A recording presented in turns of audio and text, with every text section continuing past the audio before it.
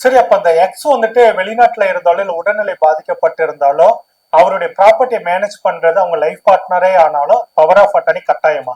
சொத்து யார் பேர்ல இருக்கோ அவங்களுக்கு தான் அந்த சொத்துல வாங்குறதுக்கோ சரி, விக்கிறதுக்கோ சரி, இல்ல அந்த சொத்துல ஏதாவது பேர் மாத்தணும், இல்ல சொத்துல நீங்க ஏதாவது ஒரு ஈபி கனெக்ஷன் கொடுக்கணும்னா கூட அந்த கன்சர்ன் பர்சன் மட்டும் தான் பண்ண முடியும். அதாவது அந்த சொத்தோட உரிமையாளர் யாரோ அவங்க மட்டும் தான் பண்ண முடியும். சோ அப்படி இருக்கும்போது அவங்க இல்லாம நீங்க எந்த விஷயம் பண்ணணும்னாலும் உங்களுக்கும் அந்த சொத்துக்கும் என்ன சம்பந்தம், இல்ல உங்களுக்கும் அந்த ஓனருக்கும் என்ன சம்பந்தம். ஃபார் எக்ஸாம்பிள், நீங்க அவங்களோட ஒய்ஃபோ ஹஸ்பண்டாவே இருந்தா கூட ஈவன் நீங்க வெறும் அவங்களோட ஹஸ்பண்ட் தானே, சொத்தோட உரிமையாளர் இல்லையா, அதாவது ஓனர் கிடையாது இல்ல, சொத்து அவங்க பேர்ல தானே இருக்கு, நீங்க அவங்களை கூப்பிடுங்கன்னு தான் நாங்க எல்லாருமே சொல்லுவோம்.